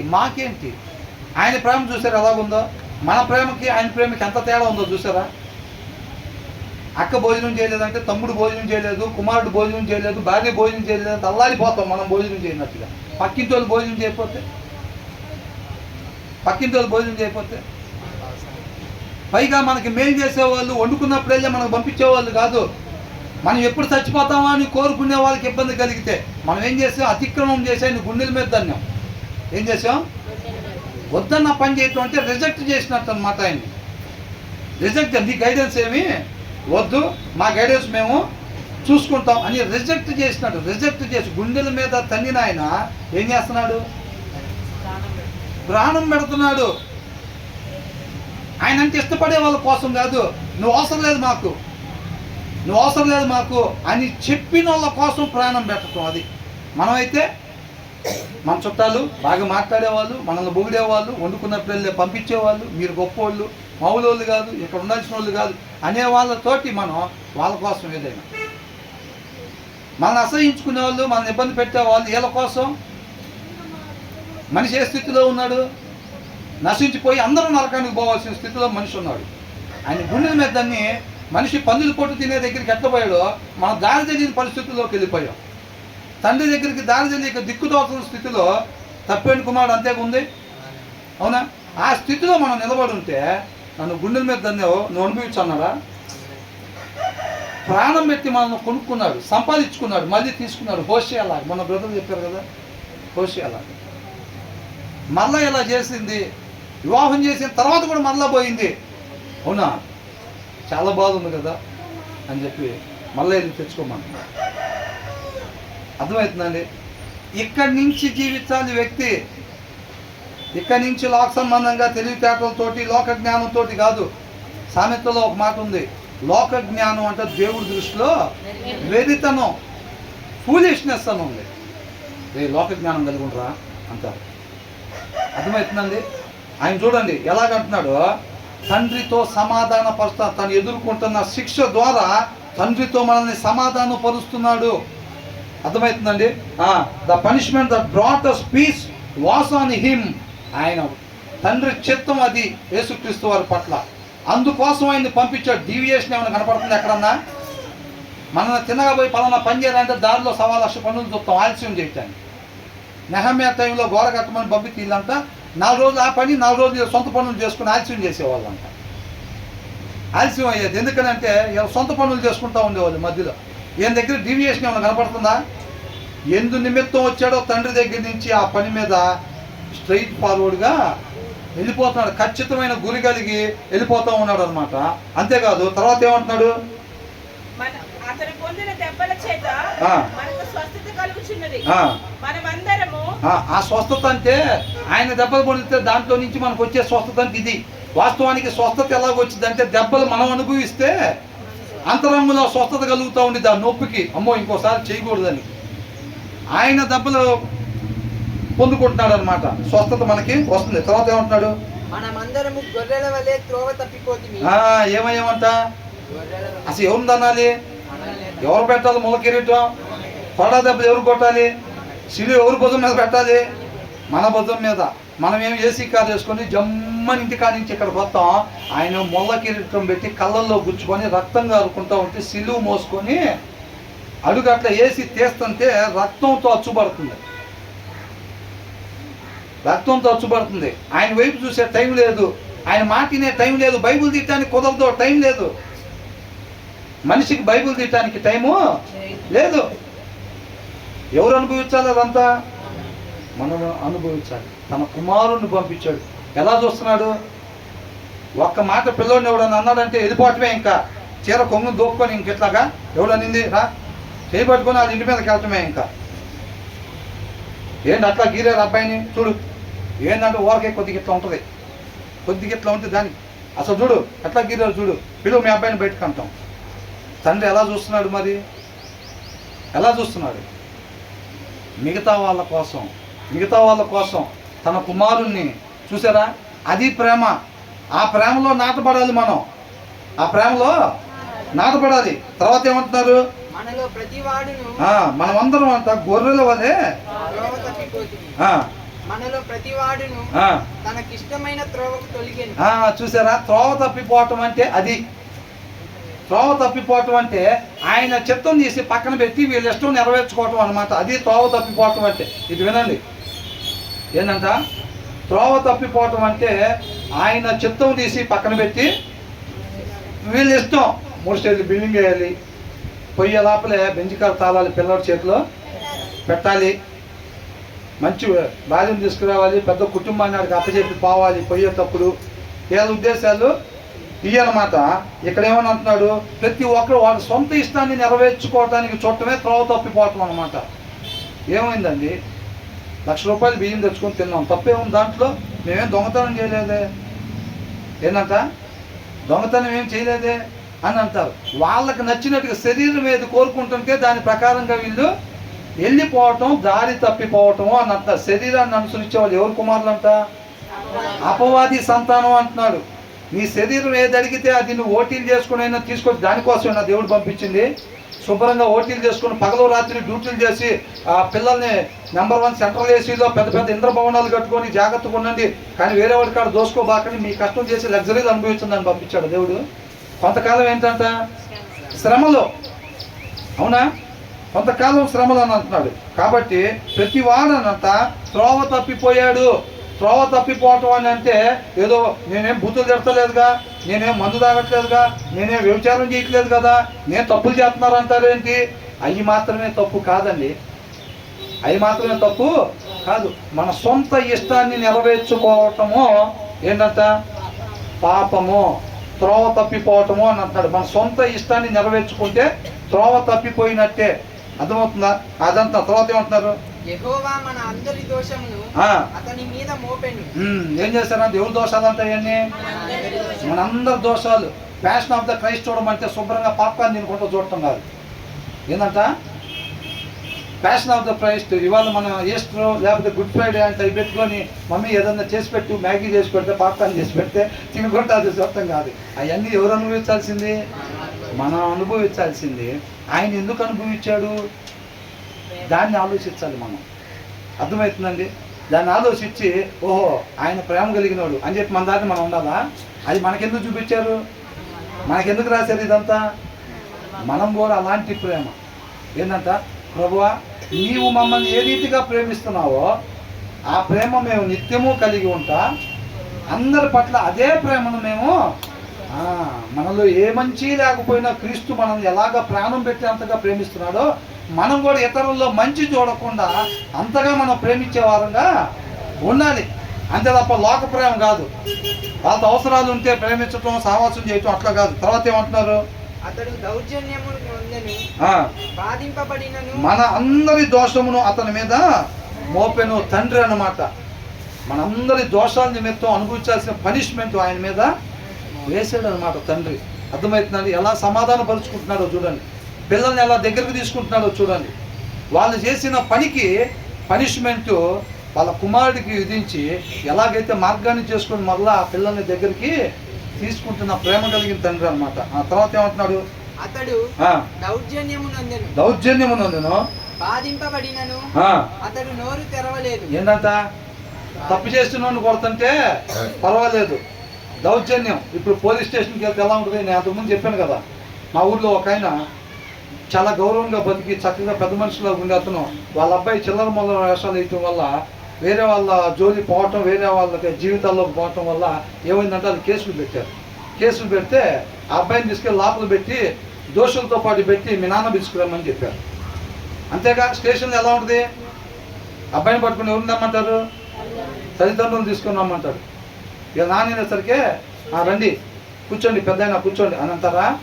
ఏ రా అబ్బాయిని కానీ రోడ్డు మీద పడేసారు కదా బేవర్స్ కూడా అంటారు. ఏమంటారు? అవునా కదా? అక్కడికి వచ్చారు అంటే అట్లాంటి వాళ్ళే వస్తారని అర్థమైందా? వాళ్ళ నోటికి వచ్చినట్టు మాట్లాడితే ఆయన జీవితంలో ఎప్పుడు వినని మాటలు, అనిపించుకోని మాటలు. ఆ తండ్రి ఇంటికి వెళ్ళి సూసైడ్ చేసుకున్నాడు. మా కాలనీలో జరిగింది. అర్థమవుతుందండి? అలా ఉంటుంది ఆ ప్లేసులకి వెళ్తే. మీరు కుక్క పిల్లలు పెరగటం చూసారా? అవి పాత గొడ్లు చెప్పులు తీసుకొని వెళ్ళి ఎలా చేస్తాయి? ఒక్కసారికి ఇట్లా కొరికి దీన్ని చింపేసేవి. దాన్ని ఏం చేస్తాయి? ఇట్లాగి అటులాగి చిందర వందరగా దాని ఇష్టం వచ్చినట్టుగా చేస్తారు. అట్లా చేసే మామూలుగా కాదండి. ఒకళ్ళు పిడిగుద్దులు గుద్దుతుంటే ఒకళ్ళు మొహం మీద ఉమ్మేయటం, మొల్ల కిరీటం తీసుకొచ్చి తలలో గుచ్చి కంట్లో నుంచి రక్తం కారేటట్టుగా చేయటం, వస్త్రాలు సరిగ్గా వేయకుండా పెట్టి నలుగురిలో అవమానపరిచి ఎన్ని రకాలుగా అయితే మనిషిని వేదనకు గురి చేయొచ్చో అన్ని రకాలుగా ఆయన వేదనకి గురి చేశారు. ఒక పాత గుడ్డని ఒక కుక్క పిల్ల ముందు ఇసిరేస్తే దాన్ని ఎలా చేసిద్దో యేసుక్రీస్తు వారిని అలా చేశారు మనుషులు. అందుకనే ఆయన రిజెక్టెడ్ బై మ్యాన్ కైండ్ అని అన్నారు. అవునా? అలా తృణీకరించారు జనం. ఏం రక్షకుడు ఏంటి అని. ఈయన ఎవరిని కొట్టట్లేదు, 10 మంది గాల్లో ఎగట్లేదు, పైనుంచి శక్తి తీసుకొచ్చి అట్లా ఏమీ చేయట్లేదు. ఈయన మమ్మల్ని ఏం కాపాడుతాడు. అందుకే వాళ్ళు ఏమన్నారు? నువ్వు నిజంగా దేవుడు కుమారుడు అయితే నిన్ను నువ్వు కాపాడుకొని మమ్మల్ని కూడా కాపాడుకొని హేళన చేశారు దారిని పోయేవాళ్ళు. అర్థమవుతుందండి? ఈయన దృష్టిలో రక్షకుడు అని అంటే అట్లా ఉండాలని, 10 మందిని కొట్టేసి ఎమ్మటి అట్లా రక్షించాలని వీళ్ళ ఫీలింగ్. అలా లేకపోయేసరికి ఆయన రక్షకుడు కాదని చెప్పి ఆయన సిలువేయండి అని అప్పగిచ్చాడు. ఆయన విధానం వేరు, ఆయన ఆలోచనలు వేరు, ఆయన చేసే క్రియ విధానం వేరు. ఆయన విధానాన్ని అర్థం చేసుకోవాలి, ఆయన హృదయాలోచనను అర్థం చేసుకోవడానికి ప్రయత్నం చేయాలి. అవునా? కుష్ఠరోగం వస్తే ఎలీషా ఎట్లా స్వస్థత చేశాడంట? అక్కడి నుంచి వస్తే ఆయన వచ్చి చేయి పెట్టి అక్కడంతా వృద్ధి మద్దన చేసి అట్లా చేసి ఇట్లా చేసి స్వస్థత పరుస్తాడని ఈయన అనుకున్నాడంట. ఆయన ఏమన్నాడు? బయటకు కూడా రాకుండా వెళ్ళి అక్కడ 7 సార్లు ఉండమని చెప్పాడు. ఈయన హట్ అయ్యాడు. దాన్ని వీళ్ళు కూడా హట్ అయింది దానికే. ఎందుకని? మమ్మల్ని రక్షించేవాడు ఫరోనే అట్లున్నాడు, ఫరోని తలదన్నేవాడు ఇంకెట్లా రావాలి? ఎన్ని రథాల మీద రావాలి? ఎంత భయంకరంగా రావాలి? అట్లా రావాలే కానీ పశువుల తొట్లు బయటకు రావటమైంది. ఈయన మాతో పాటు క్యారేజ్ కట్టుకొని కార్పెంటర్ పనికి రావటమైంది, మా మధ్యలో తిరగటమైంది. ఒక్కోసారి ఆయన కూడా తినడానికి లేకపోవటమైంది. అంగీకరించలేదు ఆయన వీళ్ళు. అవునా? ఆ తర్వాత ఏమంటున్నారు? నోరు తెరవలేదంట. ఇప్పుడు దొంగతనం చేసినారు. రే దొంగ, నువ్వు దొంగరా నువ్వు అని అంటే ఎలా ఉంటాడు? దొంగతనం చేసినాడు కాముగా ఉంటాడు. అదే చైన్ వాళ్ళు అడగండి, దొంగతనం చైనుని పట్టుకొని దొంగ అంటే ఎట్లా ఉంటుంది? అవునా? అంతగా ఒక పాత గుడ్డలాగా ట్రీట్ చేస్తుంటే ఆయన నోరు కూడా తెరవలేదంట. నోరు కూడా తెరవలా. దాంట్లో కొంత పర్సంటేజ్ ఇవాళ బయట కనపడుతూ ఉంటారు. ఆ ప్రేమలో నాటబడితే కొన్ని చోట్ల ఏ ఆత్మ నశించుకోకూడదని భారంగా సువార్త చెబుతానికి వెళ్తే కొడుతుంటే కర్రలతో కొడతాం, లోపల ఎముకలు ఇరిగిపోతుంటే అట్లా నుంచొని ఉంటారు పాస్టర్ గారు వాళ్ళు. ఎక్కడి నుంచి వచ్చింది వాళ్ళకి? అది ఎక్కడి నుంచి వచ్చింది? అదే మీకు బతకలేరంటారా? మీరు కానుకలు సందాల కోసం వస్తారంటారా? వెళ్ళామంటే అది ఇది తృణీకరిస్తున్నారు. వాళ్ళని కూడా తృణీకరించట్లేదా? చిల్లర కోసం వస్తున్నారంటారా మీరు? వెళ్ళామంటే మా బొట్టు వాళ్ళు పెద్ద కులాల కన్నా డబ్బులు ఉంటాయి అని చెప్పి మీకు ఆ చిల్లర డబ్బులు కావాలంటారు, దానికోసం వస్తున్నారా మా వీధులకి వెళ్ళి మీరు మైకులు పట్టుకొని అని అంటున్నారు. ఎముకలు తిరుగుతున్నాయి, తలకాయలు బాధపడుతున్నారు మిషనరీలు. అవునా? వాళ్ళు మన వాళ్ళు గుర్తించరు. ఎవడైతే ఎక్కువ దగా చేసి స్కాములు చేసి కోట్లు సంపాదించిన ప్రధానమంత్రుల లిస్టు ఉంటుంది. అక్కడ ముఖ్యమంత్రుల లిస్టు శిలాపలకాల మీద రాసి ఉంటాయి. 2 అక్షరాల దాకా చెప్తారు, గోల్డ్ పెయింట్ చేస్తారు, అది తెలుసుగా. మిషనరీ పేర్లు ఎక్కడ పెట్టారు, ఏ పథకం మీద పెట్టారు? మన పిల్లలకు కూడా ఏమంటాం, పెద్ద పెద్ద కారులో తిరిగే వాళ్ళని చూపిస్తాం పద్దాకలా. వాళ్ళలాగా అవ్వాలి, వాళ్ళ గురించి ఎక్కువ చదువుకోవాలి, వాళ్ళ గురించి సావాసం చేయాలి, వాళ్ళకిలాగా అవ్వాలి. డబ్బున్న వాళ్ళ ఇంటికి వెళ్ళరా, బాగా వాళ్ళ లక్షణాలు వస్తాయి నీకు. వీళ్ళింటికి ఎందుకు రా, తింటానుకుండదు, వాళ్ళ దగ్గర నేర్చుకుంటావా ఎన్ను అని అంటూ ఉంటారు. అవునా? తర్వాత ఏమంటున్నాడు, వదకు తేబడు గొర్రె పిల్లయు బొచ్చు కత్తిరించి వాని ఎదుట గొర్రెయు. అసలు వదకు తేబడినంట గొర్రె పిల్ల, బలి ఇవ్వడానికి తీసుకొచ్చిన గొర్రె పిల్ల చూసారండి. దాని ఫీలింగ్ ఒక్కసారి దాని హృదయంలోకి తొంగి చూస్తే, ఇక ఇప్పుడు తీసుకొచ్చి అక్కడ పెట్టారు, ఇక దాన్ని కత్తెత్తి ఇక దాని మీద వేయటమే. వేస్తే ఏమైంది, తలకే తెగిలి అవతలా. దాని హృదయం ఒక్కసారి తొంగి చూస్తే ఎలా ఉంటుంది ఆ టైంలో, అది చెప్తున్నాడు. వదకు తేబడిన గొర్రె పిల్ల. యేసుక్రీస్తు వారు దేనికోసం వచ్చారు? ఆ పనిష్మెంట్ని అనుభవించి తండ్రితో మనల్ని సమాధానపరచటానికి, ఇక మీదట అతిక్రమములు చేయకుండా ఉండటానికి. అది రక్షణ, ఆయన చేసే రక్షణ కార్యం అదనమాట.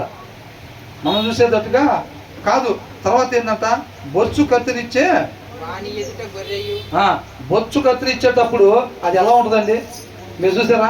మిషన్తో స్పీడ్గా తీసేస్తూ ఉంటారు, దాని పైన ఉండే బొచ్చు మొత్తం తీసేస్తూ ఉంటారు. అది ఎలా ఉంటుంది, అప్పగిచ్చేసుకొని ఉండిద్ది. అలాగా ఏంటి, అలాగ అప్పగిచ్చేసుకొని ఉండిద్ది. ఇంకా వాళ్ళ ఇష్టం పూర్తిగా అప్పగిచ్చేసుకునేది. ఇంకా వాళ్ళకి దేవుడు కూడా, యేసుక్రీస్తు వారు కూడా తనని అలాగ అప్పగిచ్చేసాడు వాళ్ళకి. ఆ నొప్పికి ఒక్కసారి నోరు తెసి మీరు నాశనం అయిపోవాలన్నాడా? ఏమన్నాడు? వీళ్ళు ఏం చేస్తున్నారు తెలియదు, ప్రభువా వీళ్ళని. ఆ ప్రేమకి మనం చూపించే ప్రేమకి ఎంత తేడా ఉంది, అవునా? అది తెలుసుకోవాలంటున్నాడు. మనం ఎప్పుడైతే అతిక్రమం చేస్తామో ఇంకో దెబ్బ ఏంటి ఆయన ఇంటి మీద అన్నట్టు. మనం ఏంటంట, ఆ యేసుక్రీస్తు వారిని మనం చేసిన తప్పుల వల్ల ఆయనకి పడి కోట దెబ్బలో ఆ శరీరం చీల్చుకొని వచ్చే దున్నబడిన నేలలాగా ఆయన ఈపు తయారైందంట. ఎందుకనైంది ఇవి చూడాలని కొద్దిగా ఓపిక చేసుకోండి, కొద్దిగా ఓపిక చేసుకోండి. ఎందుకైంది, మనం ఎప్పుడైతే అవును కదా అబద్ధాలు చెప్పొద్దు అన్నారు, ఎప్పుడన్నా ఒకటి చెప్తే ఏమైంది అంటే, నువ్వు ఎప్పుడైతే అబద్ధం ఆడుతున్నావో ఏంటంట, ఆయన ఈపు మీద ఇంకో కోట దెబ్బ వేయండి.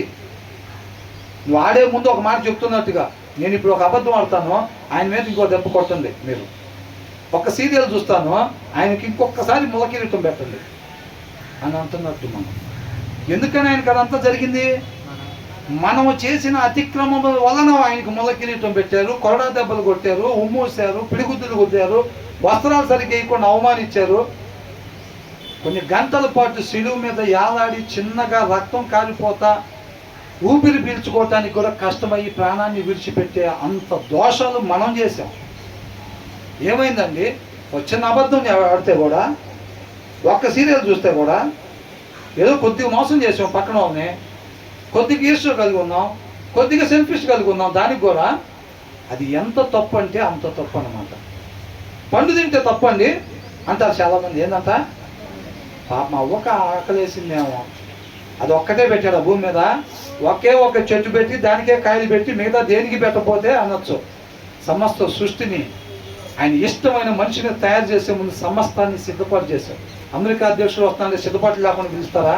ఆయన వస్తున్నారంటే ప్రతిదీ కూడా పర్ఫెక్ట్గా ఉండేటట్టు చూసుకుంటారు. ఒక మనిషిని ఆయన సృష్టించేందుకు ముందు సమస్తాన్ని సృష్టించి అక్కడ మనిషిని పెట్టారు. విన్నారా ఆయన మాట? లోకువ తల్లిదండ్రులు కూడా అన్నీ తీసుకొస్తుంటే లోకువ, ఇంకా అది లేదు ఇది లేదు, ఏం చేస్తారమ్మా మీరు ఇంట్లో అసలు ఎట్లా కంటారు చూడండి. తింటానికి బిర్యానీ లేదు, అది లేదు, ఇది లేదు, పెట్టినప్పుడు బాగానే తింటూనే ఉంటారు. కాబట్టి ఆయన ఏంటంట, బొచ్చును కత్తిరించే వాడి దగ్గర ఎలాగైతే గొర్రె అప్పగించుకునేదో అలాగైనా అప్పగించుకుని ఉన్నాడు అనమాట. ఆయన హృదయాన్ని చూడండి అనమాట. ఆయన హృదయ ఆలోచన ఎరగని, ఆయనతో సావాసం చేయటం అంటే అది జస్ట్ అక్షరాలు చదువుకుంటే ముందుకు పోతే ఉపయోగం ఉంది. తర్వాత ఏమంటున్నాడు, వదకు తేబడు గొర్రె పిల్లయు బొచ్చు కత్తిరించి వాని ఎదుట గొర్రెయు మౌనముగా ఉండినట్లు అతడు నోరు తెరవలేదు. ఆయన నోరు తెరవలేదు. మనం ఏమంటాం, నేను వాక్యం చదువుతున్నాను కాదు మామూలుగా ఉండదు నాతో అంటాం మనం, అవునా? తర్వాత ఏమంటున్నాడు, అన్యాయపు తీర్పు నందిన వాడై, ఆయన పడాల్సిన శిక్ష అది ఆయనకి పడాల్సిన శిక్ష కాదు. కాబట్టి ఇదేమంటున్నారు, సిలువేయాలి, ఆయన అట్లా అన్నారు ఇట్లా అన్నారు అని చెప్పి ఆయన సిలువేసేటట్టుగా చేశారు వీళ్ళందరూ కలిసి. నాకే దోషం కనపడతలేదని ఆయన చెప్పినా సరే, మాకు కైసరే రాజు, ఈయన నేను ఒక రాజు, నాకు ఒక రాజ్యం ఉందని చెప్పాడు. అలా చెప్పిన ప్రతి ఒక్కరు మా రాజుకి వ్యతిరేకమే, తప్పు చేసినట్టే, పాపం చేసినట్టే, కాబట్టి ఈయన దోషి, ఈయనకి శిలువని విధించండి అని చెప్పి కోరుకున్నారు. కాబట్టి అన్యాయపు తీర్పు నొందిన వాడే అతడు కొనిపోబడెను, అతడు నా జనుల అతిక్రమమును బట్టి మొత్తబడెను కదా. ఏంటంట, ఎవరు అతిక్రమం బట్టి అంట? జనుల అతిక్రమమును బట్టి. జనుల అతిక్రమాన్ని బట్టి ఆయన మొత్తబడిన. Yet who of his generation protested, ఎవరు ఆయన అట్లా చేస్తుంటే, ఒక పాత గుడ్డని ఎట్లయితే చింపేసినట్టు చేస్తుంటే ఎవరు అడ్డగించారు, ఎవరు నిరసన తెలియపరిచారు, అసలు ఎవరు దాన్ని పరిగణలోకి తీసుకున్నారు అని అంటున్నారు. పరిగణలో తీసుకున్నారు ఎవరన్నా? ఎవ్వరు కూడా తీసుకోలేదు. తర్వాత ఏమంటున్నాడు, సజీవుల భూమిలో నుండి అతడు కొట్టివేయబడెను. ఏం చేశారంట? మొత్తానికి ఏం చేశారు? సజీవుల భూమిలో నుండి భూమి మీదే లేకుండా ఆయన ఏం చేశారు? కొట్టి పడేశారు. ప్రాణం వదిలిపెట్టే అంతగా ఆయన్ని హింస పెట్టారు, ఆయన్ని అవమానపరిచారు, వేదనకు గురి చేశారు. చివరాఖరికి ఏం చేశాడు? ప్రాణాలు సైతం ఆయన్ని తీసేశారు అన్నమాట. అర్థమవుతుందండి? అంతగా తన కుమారుడు మన కోసం, కేవలం మన మీద ఉన్న ప్రేమను బట్టే తండ్రి ఆయన కుమారుడికి ఆ శిక్షలో నుంచి నడిపించాడు అన్నమాట. అలాగా మనతో తండ్రి సమాధాన పరుచుకున్నాడు. ఆయన కుమారుడు తండ్రితో మనల్ని సమాధానపరిచాడు. అర్థమవుతుందండి? కాబట్టి అలా సమాధాన పడిన తర్వాత మరలా అతిక్రమాలు చేద్దామా? మరలా వాక్యం చదవకుండా ఉందామా? ప్రార్థన చేయకుండా ఉందామా? మళ్ళీ ఇలాగే స్వార్థాలు కలిగి జీవిద్దామా? ఇంకా అది చెక్ చేసుకోవాలి. ఒక పూట 3 గంటల దాకా ఉపవాసం ఉండి తర్వాత మన ఇష్టం సీరియల్ పెట్టుకుంటా, అబద్ధాలు ఆడుకుంటా, స్వార్థంతో కూడిన జీవితాలు జీవించుకుంటా ఇంకా అలాగే ఉంటే నువ్వు నోటితో చెప్పిన ఆయన శిలువ మరణాన్ని నువ్వు పరిగణలోకి నేను తీసుకోవాల్సినట్టుగా. ఆ దినాన వాళ్ళంట ఎవరు మా సమాచారం ఎవరు నమ్మారండి అన్నట్టు ఫస్ట్ వచ్చిన అదేగా ఈ అధ్యాయంలో. అవునా? ఆయన జీవిత సారాంశాన్ని వాళ్ళు తీసుకోలేదు, రిజెక్ట్ చేశారు ఆయన, తిరస్కరించారు అన్నమాట. నేటి దినాన మనం ఇంకా అతిక్రమాలు చేస్తుంటే మనం కూడా అదే పని చేసేవారంగా ఉన్నట్టేనమాట. కాబట్టి తర్వాత ఏమంటున్నాడు, అయినను అతని తరము వారిలో ఈ సంగతి ఆలోచించిన వారు ఎవరు? చూసారా ఏమంటారు? 8వ వచనంలో మనం చూసినట్టు సజీవుల భూమిలో నుండి అతడు కొట్టివేయబడెను, అయినను అతని తరము వారిలో ఈ సంగతి ఆలోచించిన వారెవరు? నా జనుల అతిక్రమములను బట్టి మొత్తబడెను. ఆయన ఎందుకు మొత్తపడ్డాడంట? ఇక్కడ చూడండి, for he was cut off from the land of the living. ఈ భూమి మీద లేకుండానే చేశారు. For the transgression of my people he was punished అని అంటున్నాడు. మనం చేసిన అతిక్రమముల వల్లనే ఆయన పనిష్మెంట్ అనుభవించాడు అని అంటున్నాడు. ఆ పనిష్మెంట్ మనం పరిగణలో తీసుకోవాలంటే ఏం చేయాలంటే అతిక్రమాలు ఇంకా చెయ్యకూడదు. ఇక్కడ ఏమనుందంటే that he was punished for the transgression of my people. మనం చేసిన అతిక్రమాల వలన ఆయన పనిష్మెంట్ ని ఎదుర్కొన్నాడు. తర్వాత ఏమంటున్నాడు 9వ వచనంలో, అతడు మరణమైనప్పుడు భక్తిహీనులతో అతనికి సమాధి నియమింపబడెను. చూసారా ఆయన ఎలాంటి వాడండి? అసలు ఆయన ఏ దోషం అయినా చేశాడా? ఏ అతిక్రమం అయినా చేశాడా? ఆయన చెయ్యింది కాక అలా చేసిన వాళ్ళ కోసం తన ప్రాణాన్ని సైతం ఇచ్చి ప్రేమించాడు. అంతగా ప్రేమించిన ఆయనకి స్థానం ఎక్కడిచ్చారంట? సమాధిలో.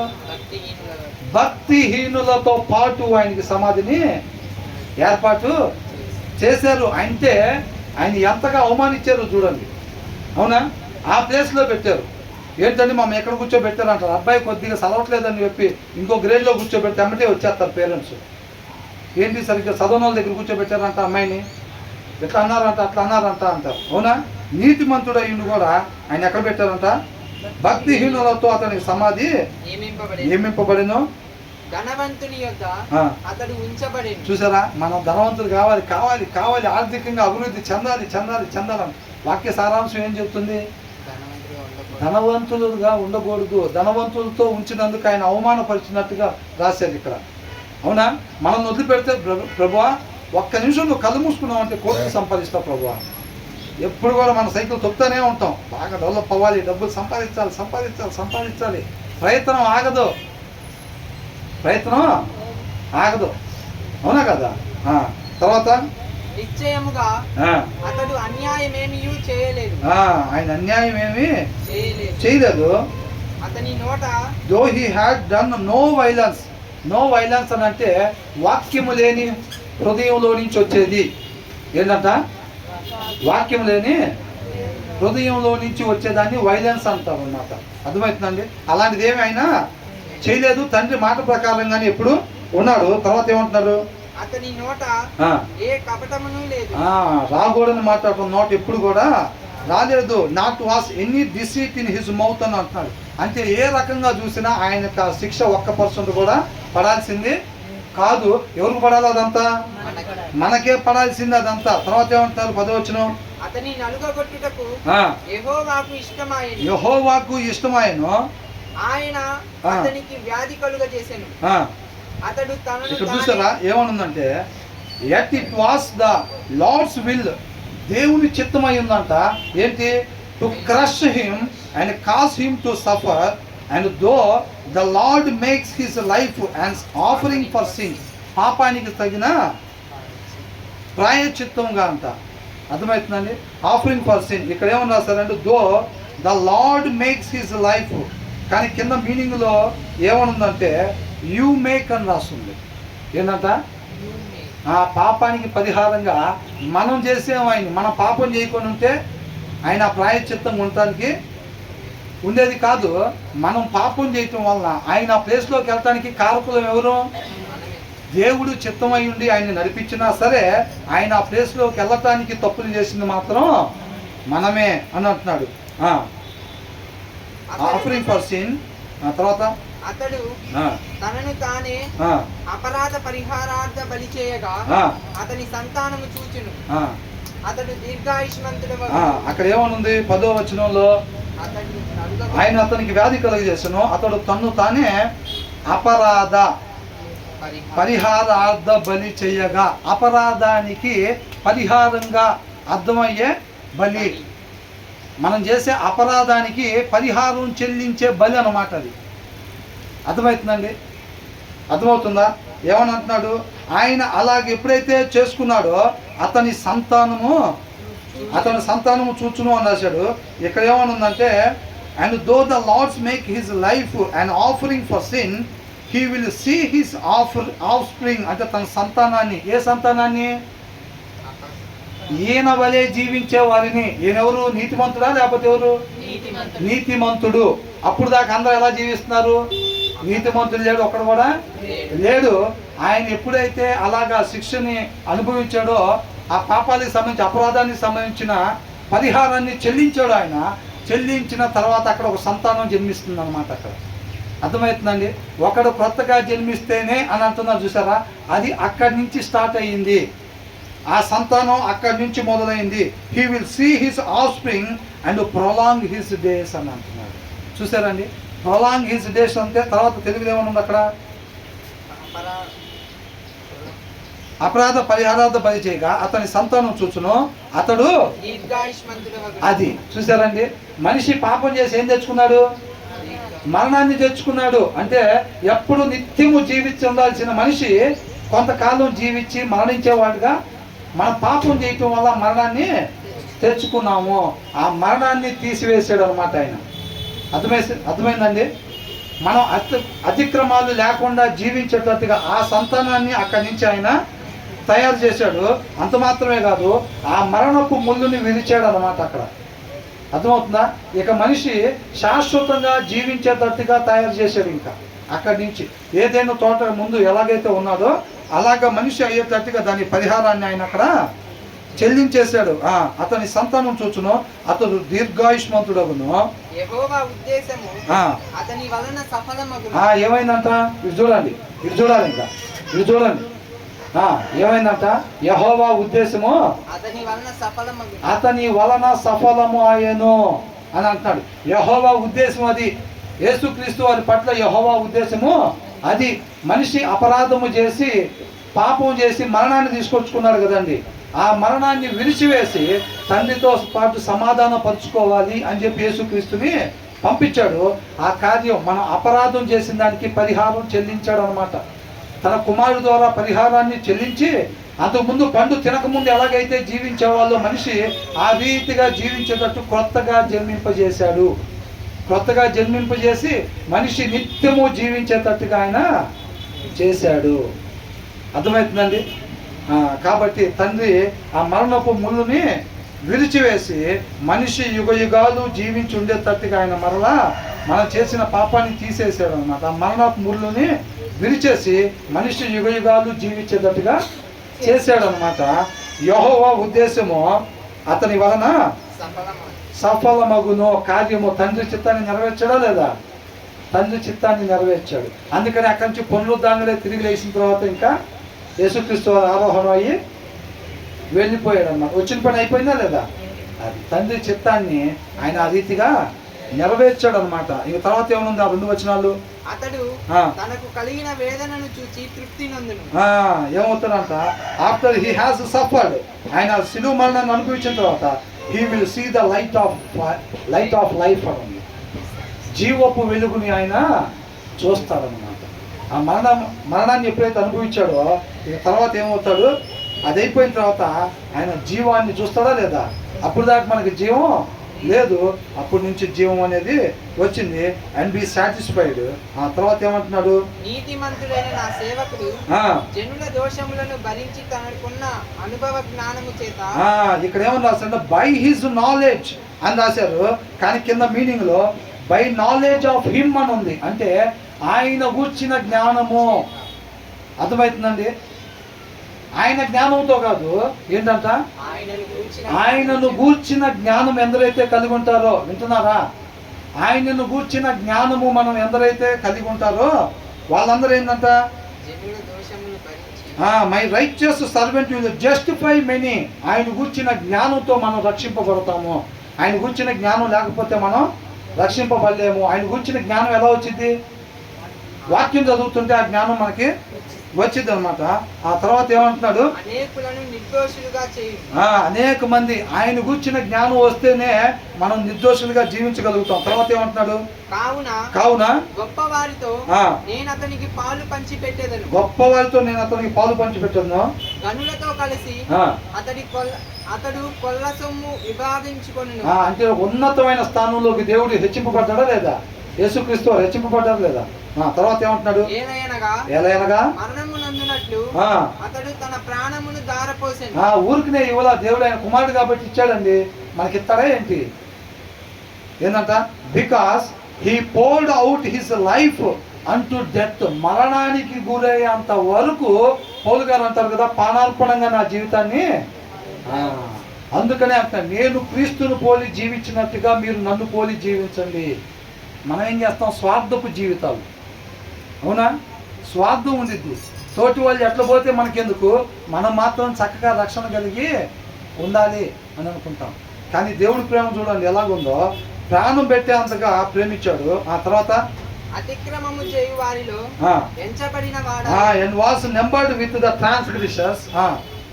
అనేకుల పాపమును భరించుచు తిరుగుబాటు చేసిన వారిని గూర్చి విజ్ఞాపనము చేశాడు. for he bore the sin of many. అందరు అపరాధములు, అందరు అతిక్రమాలు ఆయన భరించాడు కాబట్టి and made intercession for the transgressors. అతిక్రమాలు చేసే వాళ్ళ తరఫున మధ్యవర్తిగా, తండ్రితో సమాధాన పరిచే మధ్యవర్తిగా, విజ్ఞాపన చేసేవాడిగా ఆయన ఉన్నాడు. ఆయనకు ఊరికనే రాలేదు, అదంతా ఊరికనే రాలేదు.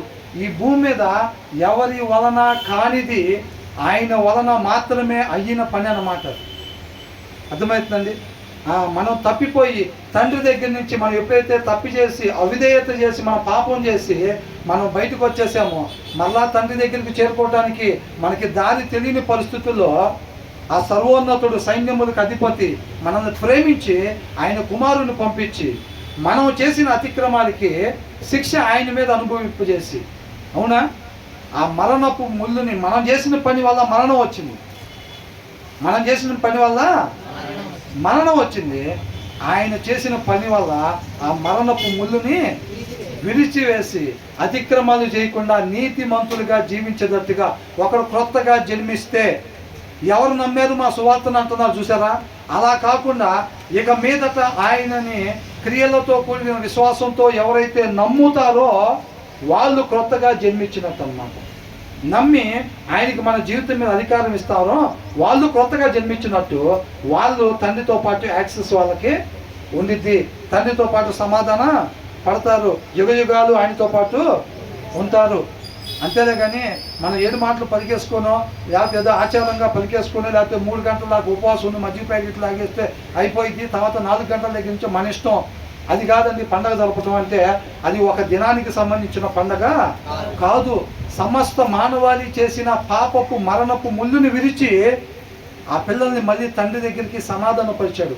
ఒకడు క్రొత్తగా జన్మించడం ద్వారా మరలా ఏదేళ్ళలోకి ప్రవేశించడానికి ఆయన మరణపు ముళ్ళుని విరిచి ద్వారాలు తెరిచాడు. దేవదూతల్ని కాపలా పెట్టి ఆ తోటలోకి రాకుండా చేశాడు చూసారా? మనిషి దాని లోపలికి ప్రవేశించలేడు. కాబట్టి ఈ మార్గాన ఆ తోటలోనికి మరలా ప్రవేశించాలి. మనం చేసిన అపరాధాలకి ఆయన శిక్షని అనుభవించడం ద్వారా ఆ రీతిగా మనల్ని రక్షించాడు అన్నమాట. ఆ రీతిగా మనం రక్షించి ఆ మరణపు ముళ్ళుని విరిచి మనం మరలా తండ్రి దగ్గరికి సమాధానం పరిచాడు. కాబట్టి ఆ దినాల్లో వాళ్ళు అంటారు సువార్త చెబితే ఎవరు వినలేదంట. ఆయన రక్షకుడు అంటే వినకుండా ఆయన్ని సిలువ మీదకి ఎక్కించారు. ఈ దినాన్ని కూడా మనం విని విడిచిపెట్టేస్తే ఉపయోగమేమీ లేదు. అంటే నేను చేసే అతిక్రమం వల్ల ఇంత జరుగుతుందా, ఇంత నష్టం జరుగుతుందా అని చెప్పి ఇక మీదట మన కోసం ఎవరైతే మూల్యం చెల్లించారో ఆ త్యాగాన్ని మేము పరిగణలోకి తీసుకుంటున్నాము అని మన క్రియల ద్వారా మనం తెలియపరచాలి. ఇక ఎప్పుడు కూడా అతిక్రమాలు మనం చెయ్యకుండా ఆ తండ్రి దగ్గరికి వెళ్ళి ఆ దినాన అవ్వకి వచ్చిన అవకాశం నాకు వస్తే నేను తినేదాన్ని కాదు పండు. ఆ దినాన ఆదాంకి వచ్చిన అవకాశం నాకు వస్తే నేను తినేవాడిని కాదు. ఇవాళ నీ ముందు నా ముందు అదే పరిస్థితి ఉంది. నీ ముందు నా ముందు అదే పరిస్థితి ఉంది. వాక్యంలో వద్దన్నది మనం ఎప్పుడైతే చేస్తున్నామో ఆ దినాన్ని అవ్వ చేసిన పని నువ్వు చేస్తున్నట్టు, ఆదాము చేసిన పని మరలా నేను చేస్తున్నట్టే అన్నమాట. మరలా ఆయన ఇంత చేసిన తర్వాత కూడా మరలా ఆయన్ని గుండెల మీద తన్నేవారుగా నువ్వు మాకు అవసరం లేదని చెప్పేవారుగా ఉంటామన్నమాట. ఇప్పుడు మరలా అతిక్రమాలు చేస్తుంటే ప్రతి ఒక్కరు మార్గం తప్పిపోయారంట. మార్గం తప్పిపోవటం అంటే ఏంటి? వాళ్ళ సొంత ఇష్టాలు నెరవేర్చుకోవటమే మార్గం తప్పిపోవటం. అవ చేసిన పని ఏంటి? దేవుడు వద్దన్నాడు మీకు మంచిది కాదని. ఏమేమనిపించింది? ఏమకి తిందామని అనిపించింది, ఏమో కనిపించింది చేసింది అంతే. ఆయన మాట తీసుకొచ్చింది. యేసుక్రీస్తు వారు కూడా ఆయన కనిపించింది చేశాడా? చేయలా. ఆయన నీ చిత్తమే. చాలా బాధగా ఉంది తండ్రి, చాలా కష్టంగా ఉంది తండ్రి, సాధ్యమైతే ఈ గిన్నె నా నుంచి తొలగించు. అంత కష్టంగా ఉందన్నమాట. అది సాధ్యమే తొలగించు. అయినా నా చిత్తం కాదు, నీ చిత్తం. ఆ దినాన అవ్వ ఆదాము ముందు పెట్టిన పండు యేసుక్రీస్తు వారు ముందు కూడా పెట్టాడు. ఈయన మాత్రం సక్సెస్ అయ్యాడు. తినాలనిపిస్తుంది తండ్రి పండు, అయినా నా చిత్తం కాదు, నీ చిత్తం నెరవేర్చబడాలి. నలగ కొట్టబడ్డాడు, దున్నబడ్డాడు, ఏడవబడ్డాడు. అర్థమవుతుందండి? ప్రాణాలు అర్పించాడు, మరణపు ముళ్ళుని విరిచాడు, అందరినీ తండ్రితో పాటు సమాధానపరిచాడు. కాబట్టి అంతగా దేవుడు ఆయన్ని హెచ్చించాడు. మనందరి అతిక్రమాలు ఆయన భరించాడు. కాబట్టి ఆయన మనందరి తరపున మధ్యవర్తిత్వం చేయటానికి అర్హుడిగా తండ్రి ఉంచాడు. విజ్ఞాపన చేయటానికి అర్హత కలిగిన వాడిగా తండ్రి ఉంచాడు. మనకు ముందు మాదిరికరంగా ఉంచాడు అన్నమాట. ఆ ప్రేమలో నాటబడేవారిగా మనం ఉండాలి. ఆయన హృదయంలో తొంగి చూసి ఆయన హృదయాలోచన చొప్పున మన జీవితాలు మనం కూడా నడిచి ఆయన ఏమంటున్నాడు? పోయిపడ్డాడంట. ఆయన జీవితం ఎలాగా? పానార్పణంగా పోయిపడ్డాడు. అక్కడ నాటుపడ్డాడు. కాబట్టి పౌలు గారు కూడా తన జీవితం పానార్పణంగా తెప్పించాడు. మనకు కూడా తీసుకొచ్చి మన ముందు పెట్టాడు. మనం కూడా చక్కగా వాక్యాన్ని చదువుతా వాళ్ళ హృదయాల్లోకి తొంగి చూసి ఆ ప్రేమను వంట పట్టించుకొని ఆ ప్రేమను కనపరిచి క్రీస్తు వలె తండ్రిని మనం మహింపరిచేవారుగా ఉన్నాం. దేవునికి మహింపరంగా